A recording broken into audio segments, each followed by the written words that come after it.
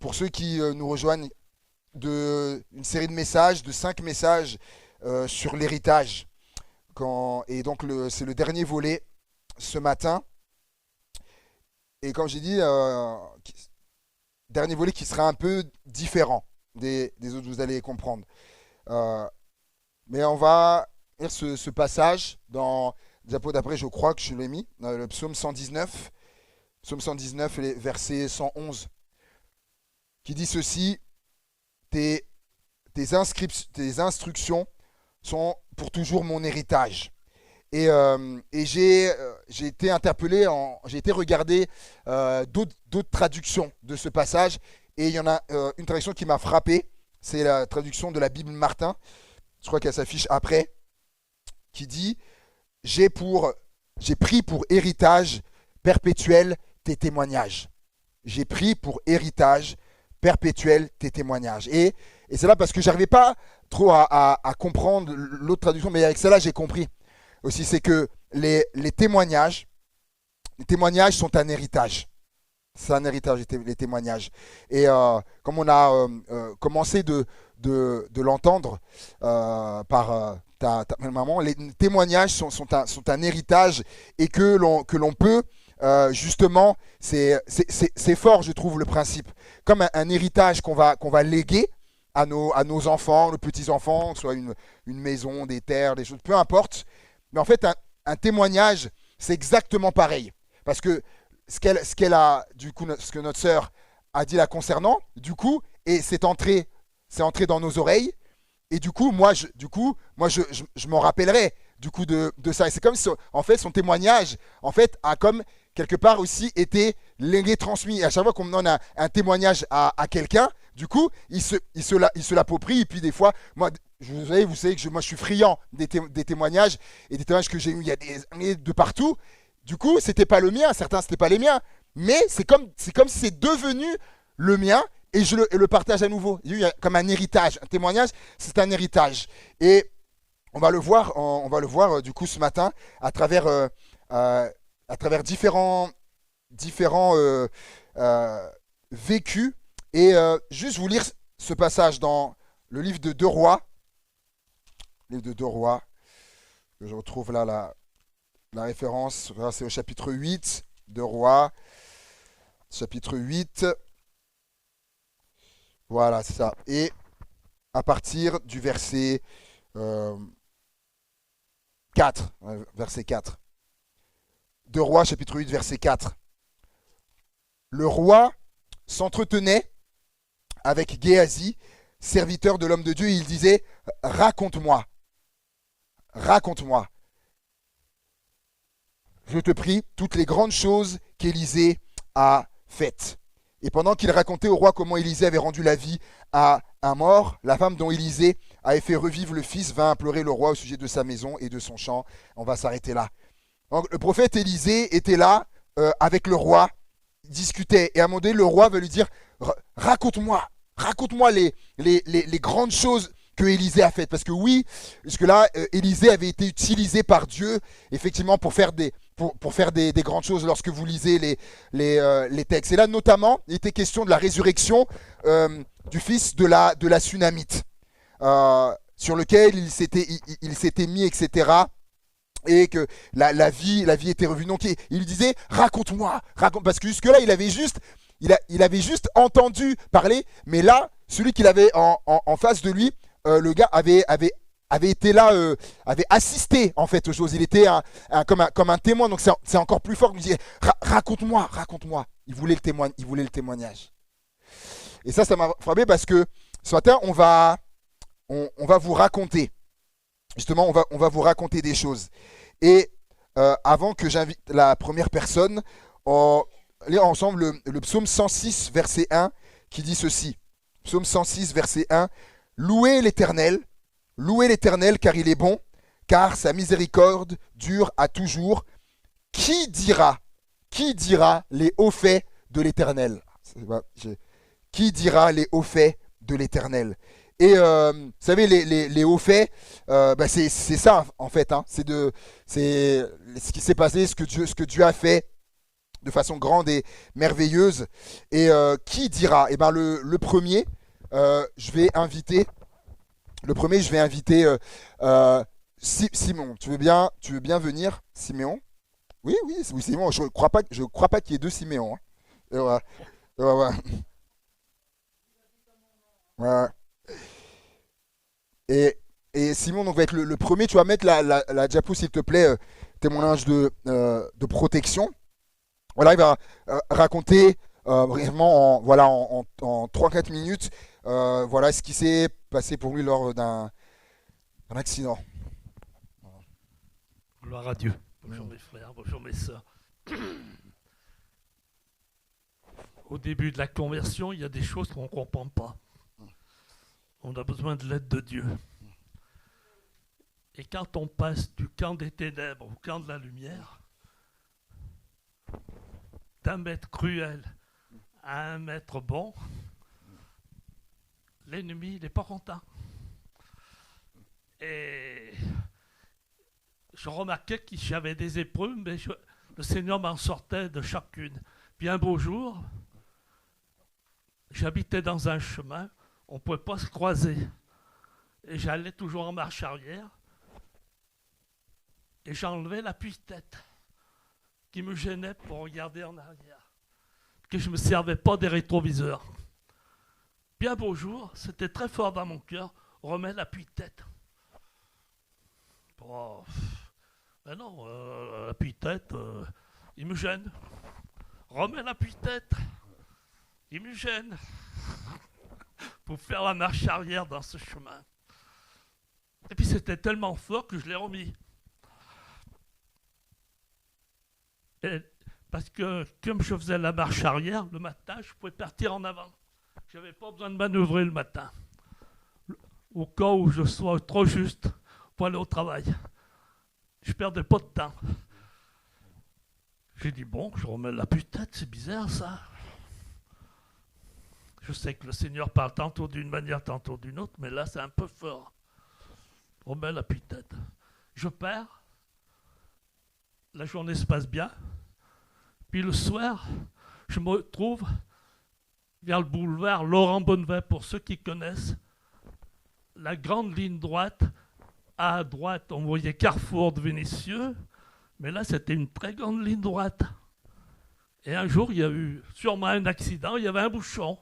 Et moi, j'étais parmi les derniers dans le bouchon. Et j'avais mon appui-tête. Il y en a un qui avait bien arrosé, bien bu. Il est arrivé à 180 km/h. Moi qui avais une petite voiture. Lui, il avait une grosse cylindrée. Il a tout cassé. J'ai failli m'asseoir à sa place. J'avais la ceinture au bout des pieds. La ceinture, déjà, je l'avais au bout des pieds. Et j'ai perdu connaissance pendant une demi-heure. Quand je suis revenu à moi-même, j'ai vu un petit peu de sang. J'ai dit, mais qu'est-ce qui m'a rentré dedans comme ça? En février, il fait nuit, à 18h30. Et puis quand je suis revenu à moi, il y avait des grandes grillères, il y avait les pompiers, il y avait les ambulances, il y avait beaucoup de monde. Puis on était allongés l'un à côté de l'autre. Et lui, il était plein de sang sur la figure. Déjà mon étonnement. Puis moi, vu le choc violent, les 4 sièges cassés, le volant tordu, une voiture neuve de 5 mois, elle est partie à la casse. Ça vous donne déjà un aperçu. Alors moi, j'ai dit, bon. Puis je voyais que je ne pouvais pas bouger les pieds, les deux bras. J'ai dit, tiens, il a failli m'envoyer au cimetière, ce monsieur-là. Puis j'entends, il avait un vocabulaire comme quelqu'un qui était ivre. C'était un gros pont de l'EDF, j'y suis par la suite. Il avait bien fait un bon repas, mais il avait aussi bien arrosé. Et le gars qui était devant moi, je lui ai dit, mais il faut lui faire une prise de sang, là. Vous entendez ce qu'ils disent? Ah oui, mais après un choc pareil, il était violent, ce choc. Oh ben, pour être violent, ouais, il était violent. Et moi, je ne savais pas, j'étais tout bleu dans le dos, ils n'y ont pas vu tout de suite. Puis, ça avait cassé mon siège, moi j'avais fait la... Mes mollets étaient pleins de sang, ça je m'en étais encore pas rendu compte. Et je suis revenu à moi-même, et je repensais à cette voix qui était là, qui insistait, remets l'appui-tête. Je rends grâce à Dieu. On a chanté Dieu d'amour que tu es grand. Alléluia. Et c'est vrai. Amen. Il prend soin de chacun et des fois, il faut le remercier. Amen. Amen. Amen. Merci, merci Siméon. Merci Siméon. Et oui, le Seigneur est... Oh là là, moi ça m'émerveille toujours, ça. Le Seigneur qui connaît tout à l'avance, il sait ce qui va arriver, il est là, il nous prévient, il nous avertit. Quel amour, quel amour, quel amour, quel amour. Et il nous protège du coup le Seigneur. Et euh, le psaume, le psaume 9, le psaume 9 et le verset 14 nous dit ceci. Psaume 9, verset 14. Afin que je publie toutes tes louanges, on l'a même dit depuis le début. Verset 14. Ah, celui-là, non, du coup, ouais, c'est la partie d'avant. Afin que je publie toutes tes louanges dans les portes de la fille de Sion et que je me réjouisse de ton salut. Verset 15, merci. Voilà, et je publie toutes tes louanges et que je me réjouisse de ton salut. Et ben on va passer là maintenant du coup à un témoignage de salut. Et là je vais inviter notre frère Pierre-Élie qui va nous raconter voilà, témoignage de salut et écoutez bien parce que c'est vraiment formidable. Bonjour à tous. Il y a du monde, c'est bien. Je vais aller vite, au plus vite. Mais c'est vrai, mon cœur heureux redit la nuit, le jour, que tu es grand, ô Dieu d'amour. Amen. Voilà, donc rapidement. Donc moi, j'ai grandi dans une famille un peu atypique. Ben, mon père est pasteur. Voilà, c'est un collègue de David. Alors quand on est converti, on comprend toute la chance que l'on a. Mais tant qu'on ne l'est pas, ben, c'est pas si facile que ça. Et parce que quand on est petit, on suit les réunions, on suit tout. Puis on devient ado et on se rend compte que ben, l'église, c'est un lieu de vie et on est humain. Voilà. Et donc des fois on a des désaccords, des fois on se comprend pas toujours. Alors des fois on tombe un peu sur le pasteur facilement, sa famille aussi, puis des fois bon les choses font que... Mais il y a eu quelques souffrances dans mon vécu au niveau de certains parcours dans les églises et souvent ben, on est un peu de côté. Bon. Et donc moi ça a été un peu mon excuse pour pouvoir faire ma petite vie de jeune homme. Oh, ben, vu que l'église où sont mes parents, c'est pas tip-top, ben, je peux aller faire ma vie ailleurs, ça sera bien mieux. Alors, donc, j'ai fait ma vie ailleurs et c'était pas bien mieux. Et donc, moi, je me suis orienté vers le milieu du rugby, qui a pris une place un peu plus, de plus en plus grande dans ma vie. Sauf que ben, le sport, c'est chouette, sauf qu'il y a tous les à côté. Et plus on monte en niveau, plus on a les à côté. Et donc, moi, j'étais un peu pris dans ce piège-là. J'allais toujours à l'église quand j'étais jeune majeur. Tous les dimanches, mais fermé, je boudais au fond, assis, au fond à gauche. J'écoutais, fermé, je partais. Tout le temps, tout le temps, tout le temps. Et puis un jour, j'étais sur Montauban et le 2 janvier 2023, la personne qui m'a amené à l'église, qui me connaissait un petit peu, m'a mis au défi, m'a dit, écoute, Pierre-Élie, on sait que tu viens, on sait que tu es fermé, on sait que tu cherches quelque chose que tu ne trouves pas par rapport à l'état de ton cœur. On va signer un contrat ensemble. Tu vas venir à toutes les réunions pendant 6 mois. Et toi, tu as du caractère. Et ben, si pendant 6 mois, tu vis rien, ben, au mois de juin, tu pourras partir et dire j'ai rien trouvé. Et moi, qui aime les contrats, ben, j'ai signé. Et je suis rentré chez moi et je me suis plié au contrat. Et donc, je suis allé à l'église, à toutes les réunions de jeunes, aux réunions, le dimanche. Et les mois ont passé. Et j'étais toujours fermé, rien changé, mais je tenais ma promesse. Et on est au culte de Pâques 2023. Je pense que ça doit être le 8 avril. La prédication voilà, était un petit peu différente. Le pasteur avait décidé de prêcher un petit peu, distribuer le pain, prêcher un petit peu, distribuer le vin et conclure. Et donc, bien évidemment, moi je prenais pas, j'étais pas converti, pas baptisé, donc je voyais à chaque fois ça se levait, ça se rebaissait, moi j'étais au fond. Puis on arrive à la conclusion du message, Et il voulait vraiment axer sur qu'il y a eu un traître parmi les disciples. Finalement, Jésus a été trahi par quelqu'un qu'il avait choisi. Et il prend un passage de la Bible sur ça, et donc il est au micro comme ça, et puis il lit, et puis au lieu de dire Judas a trahi Jésus, il dit Pierre-Élie a trahi Jésus.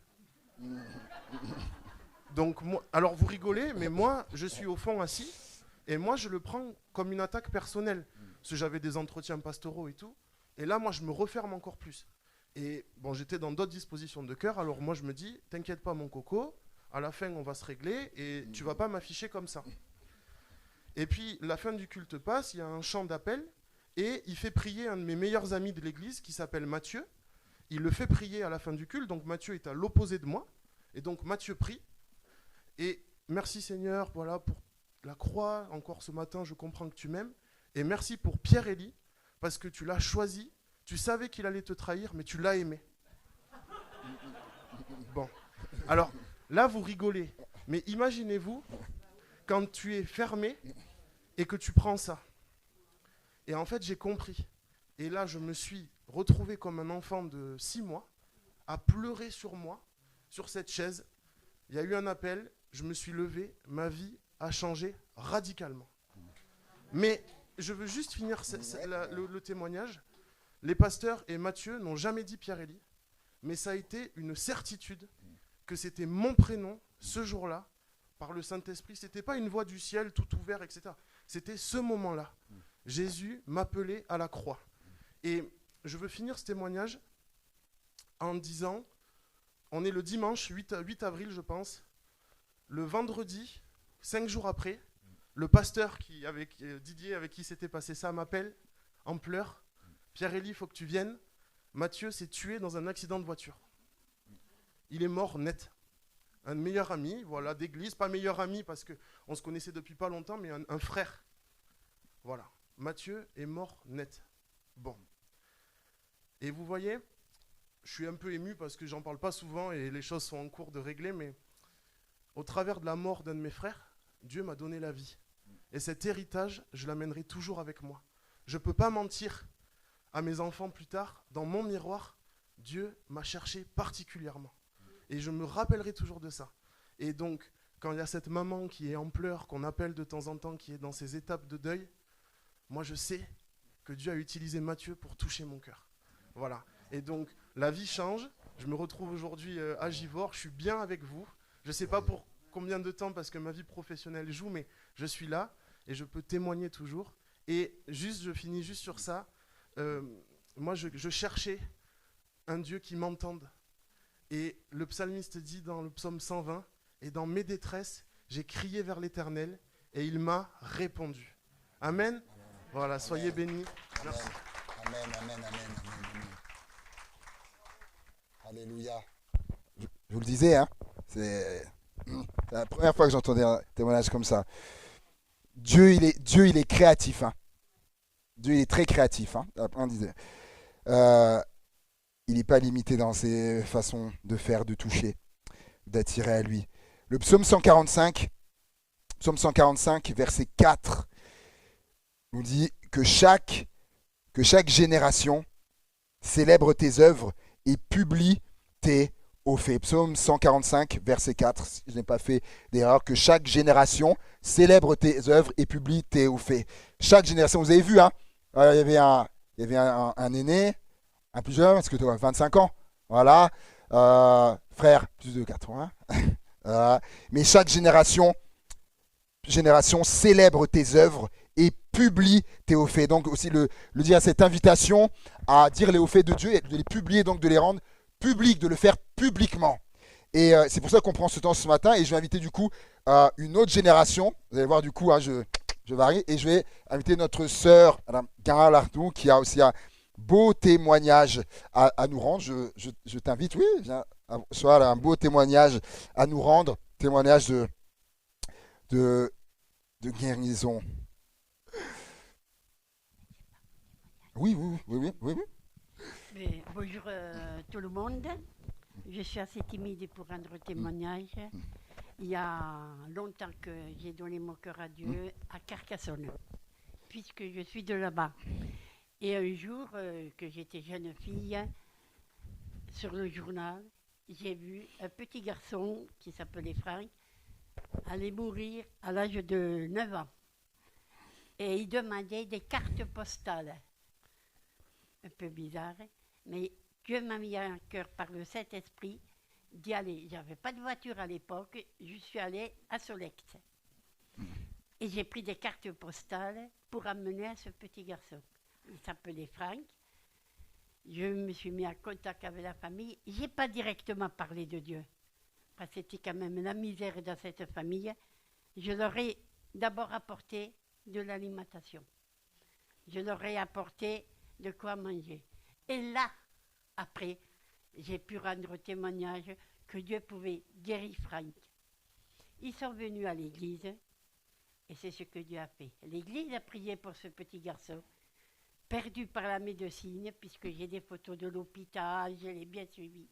Et il a été entièrement guéri. Et il a grandi. J'ai appris que, entre-temps, par des amis qui s'est converti, et à travers des cartes postales, Dieu a parlé à ce petit garçon. Alléluia. Alléluia. Amen. Alléluia. Ah, Dieu est bon. Dieu est bon. Et je vous disais que Dieu est tellement créatif à travers des cartes postales. Qu'est-ce que le Seigneur peut pas faire? Qu'est-ce qu'il peut pas faire? Mais c'est Seigneur, Seigneur, sers-toi de nous. Sers-toi de nous, Seigneur. Sers-toi de moi, Seigneur, par rapport aux gens qui sont autour de nous, afin qu'il y ait encore d'autres témoignages à donner. On va faire un petit entracte, entre guillemets. On va passer la vidéo, s'il te plaît. Que ça m'a envoyé. Vidéo d'un. Voilà, témoignage. C'est témoignage, ça a déjà après. Témoignage de courage. Et là, ce sera en vidéo.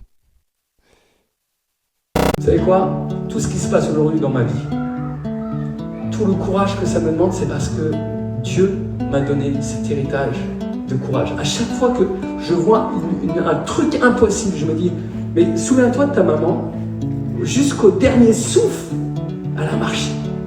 Jusqu'au dernier souffle, elle a cru en son Jésus. Jusqu'au dernier souffle, elle s'est dit, Seigneur, tu m'accompagnes, tu ne me lâches pas, parce que dans n'importe quelle situation, Dieu est là. Et qui est cet homme, pour le coup, mais il est pas givore, lui. Non, il n'est pas givore. Il est à Aix-en-Provence. Et voilà, c'est une connaissance à nous, mais un peu plus quand même.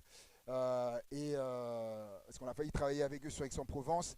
Et ça m'a touché lorsque j'ai vu cette vidéo où il raconte à l'église, en fait, voilà, cet héritage de courage qu'il vient de sa,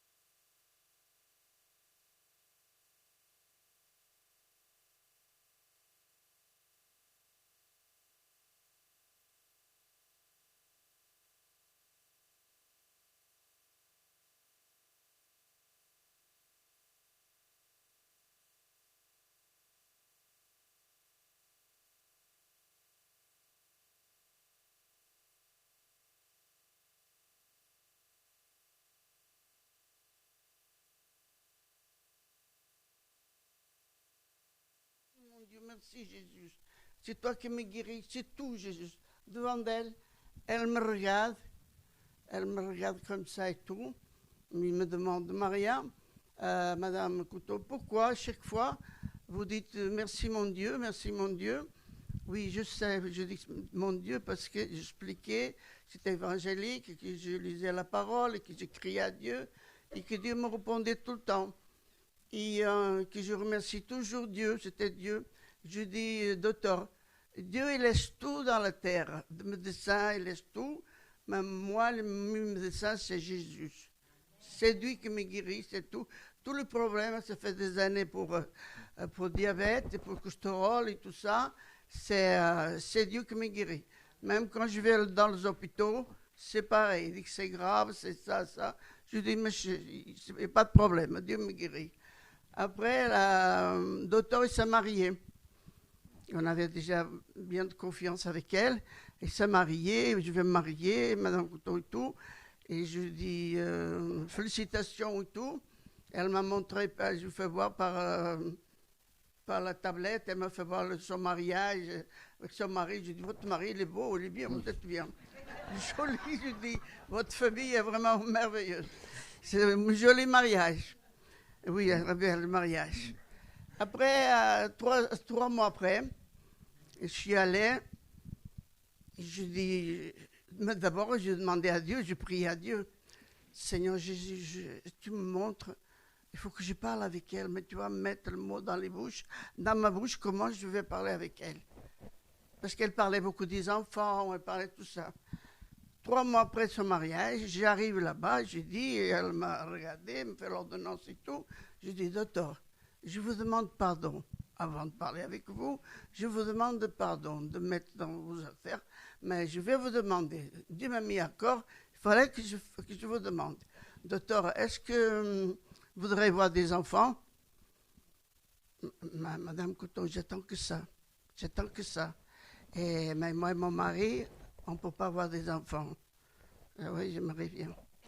Et je dis, docteur, à partir de maintenant, je vais prier pour vous. Je vais prier. Et vous savez, je demandais une chose au docteur. Je vais demander une chose. Seulement, je demande, est-ce que pour vous, docteur, Dieu existe pour vous? Est-ce que docteur est là? Jésus, il est là. Oui, je crois. Je ne suis pas pratiquante, mais je crois que Dieu est là. Bon, je vais prier pour vous. Mais à la prière, je priais, et Dieu va vous donner un enfant, vous allez tomber enceinte. Après, 3 mois après, je vais, et j'arrive là-bas, elle avait un sourire. Elle rigolait. Elle me prit dans les bras et tout. J'ai dit, oh docteur, ça y est, je sais que vous êtes enceinte, c'est bon. Je sais que vous êtes enceinte. Et il m'a dit, oui Maria, je suis enceinte. Et j'ai dit, vous savez qu'est-ce que vous allez voir? Non, je ne veux pas savoir pour moi. Vous ne voulez pas savoir, mais je sais déjà qu'est-ce que vous allez voir. Une petite fille. Oh Maria, c'est beau parce que c'est ça que je veux. Et elle a dit, Maria, c'est formidable, c'est formidable. Elle vient d'accoucher à 3 mois et elle a une petite fille. Alléluia. Bon Dieu, Amen. vraiment. Amen. C'est merveilleux. Amen. Merci Maria, merci. Quand elle m'a raconté ça, c'est jeudi, que j'étais chez elle, je me suis dit, j'ai entendu ça, je me suis dit ça, dimanche, il faut que l'Église entende ce témoignage-là. Et je sais pas si j'ai mis, mais Ésaïe chapitre 12, verset 4. Ésaïe chapitre 12, verset 4. C'est la version parole de vie. C'est la version parole de vie. Ce jour-là, vous direz, chantez la louange du Seigneur, dites à haute voix qui est votre Dieu, et faites connaître à tous les peuples ce qu'il a fait. Faites connaître à tous les peuples ce qu'il a fait. C'est ce qu'on fait depuis ce matin, de faire connaître ce que Dieu fait. En fait, j'ai réalisé ça quand on était pasteur à Amiens. Une fois, le Seigneur m'a fait réaliser que, en apprenant différents témoignages pour lesquels on avait prié dans l'église, et quand j'avais entendu tout ça, j'ai dit, mais les gens n'ont même pas rendu témoignage. Des fois, pendant des semaines, des mois, l'église priait, la personne avait été exaucée. On apprend des mois après qu'il y avait eu, et du coup, plusieurs témoins, et j'avais dit, non, on avait fait un peu quelque chose comme ça, où il y a eu un défilé, parce que la Bible dit, il faut le dire ce que Dieu fait, il faut le dire, il faut le publier, ce que Dieu fait. Et donc, voilà, moi j'ai réussite. Je vais inviter Maya. Voilà, Maya qui va nous raconter voilà, quelque chose qui lui est arrivé dernièrement. Ça va mieux ? C'est bon ? Bonjour à tous. Je vais vous témoigner en fait de ce que Dieu il a fait beaucoup de choses ces derniers mois. J'ai commencé une formation de secrétaire médical donc le 19 mars et donc c'était un projet que j'avais depuis longtemps et c'était une formation. J'avais aussi 6 mois de stage aussi dans la formation et le premier stage que j'ai fait, dès le 2e jour en fait, j'ai été découragée. Comment dire donc j'ai perdu tous mes moyens. J'ai perdu donc tous mes moyens physiques, psychologiques, tout. Et mon stage en fait il s'est arrêté au bout d'une semaine. Donc forcément, en fait, la formation a été remise en cause parce que ce témoignage, le stage, on ne peut pas, si on n'a pas une bonne note pour le stage, on ne peut pas réussir la formation. Ça fait partie des critères par rapport à ça. Donc forcément, j'ai eu un entretien avec le directeur. Dieu a fait grâce parce que j'ai pu avoir une seconde chance. Ce témoignage, il m'a renvoyé à beaucoup de choses. Ce qui s'est passé dans ce stage, à tout ce qu'on avait pu me dire. À tout ce qu'on avait pu me dire quand j'étais enfant, adolescent. De toute façon, tu n'arriveras jamais à rien. De toute manière, tu seras toujours en échec. Tu seras toujours en échec scolaire. De toute façon, tu y réussiras jamais. Quand j'étais enfant, adolescente, j'étais considérée comme la fille à problème. Vous ne m'avez pas connue au début de ma conversion, avant que je connaisse, pour beaucoup d'entre vous ne connaissent pas au début de ma conversion, avant que je connaisse Babacan, parce qu'il avait déjà fait une œuvre de restauration, de consolation. Mais Dieu, il avait déjà été là, et déjà avant. Mais simplement, on a beau dire qu'on est une créature nouvelle, on a beau dire que Dieu fait toutes choses nouvelles, il y a des choses qui restent aussi. Et donc, il a fallu faire face à ça. Au bout de 3 semaines, j'ai pu retrouver un autre stage. Ça a été loin d'être facile. Il y a eu forcément pas mal de difficultés, beaucoup de difficultés et tout. Mais quand ça allait pas trop bien. Je demandais la prière à certaines personnes précises. Et c'est là où j'ai pu voir la puissance de la prière. La puissance de la prière de restauration, la puissance de la prière, qui est là et qui nous soutient, qui relève. J'ai eu beaucoup de fatigue, parce que pendant cette formation, j'ai eu beaucoup de fatigue physique, psychologique, morale, tout ce qu'on veut. Je n'ai pas simplement été confrontée à la peur de l'échec, mais à toutes mes peurs que je peux avoir, toutes, sans exception. J'ai été amenée à y faire face. Mais là où Dieu il est tout puissant, c'est que malgré tout, j'ai pu réussir à avoir une bonne note pour ce stage. Malgré, les circonstances, même si ça n'a pas été facile aussi pour le 2e stage, Dieu sait toutes choses.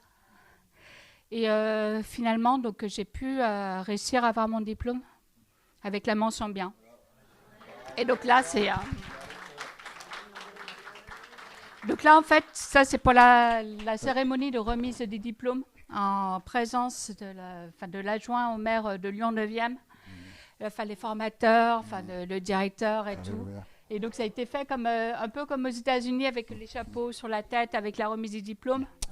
Donc bien sûr qu'il y a le fait d'avoir la mention, c'est pour la gloire de Dieu. Mais après il y a aussi d'autres. Il y a aussi d'autres délivrances, il y a aussi d'autres choses qui se sont opérées aussi derrière, toute une restauration. Et donc finalement, c'est vrai que un témoignage, il y en a plusieurs en fait qui ont été en même temps. Voilà. Alléluia. Allez, attention. Appuie sur ta jambe. Voilà. Est-ce que on peut encore l'applaudir? Alors, tu devais. Non, non.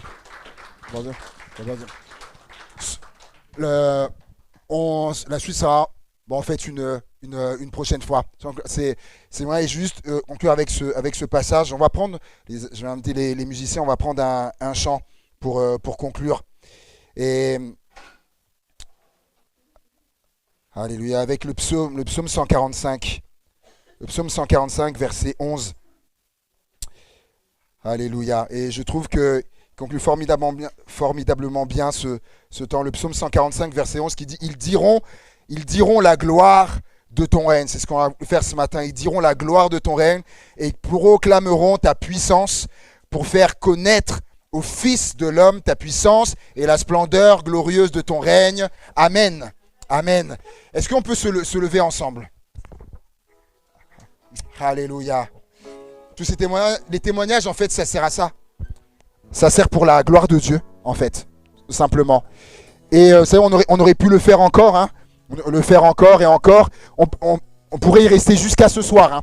Si on vous devait donner témoignage, on pourrait y rester jusqu'à ce soir et même encore des jours. Mais on veut vraiment célébrer ce que Dieu fait, comme dit la parole, pour lui rendre gloire. Alléluia. Gloire au Seigneur. Alléluia, Jésus. Alléluia, gloire au Seigneur. On voulait rendre témoignage ce matin, témoignage pour sa gloire et pour lui rendre gloire. Alléluia. Alléluia. Et comme certains l'ont compris, j'avais prévu une suite, parler encore d'autres choses. Et en fait, j'ai réalisé en disant ça que je pensais que c'était le dernier volet, mais ce sera peut-être pas le dernier volet. Parce qu'il y a encore des choses à dire sur l'héritage. Mais pour le coup, je pense que ce sera vraiment le dernier. Que le Seigneur, Saint-Esprit, conduise toutes choses. Et merci au Seigneur pour ces moments. Si on peut être aussi comme ça, c'est par votre présence aussi. Et merci au Seigneur pour tout ce qu'il fait dans les vies, tout ce qu'il va faire encore. Amen. Amen. Une bonne semaine à chacun d'entre vous. Saluons-nous les uns les autres. Et à mardi pour la réunion de prière. Et à très vite.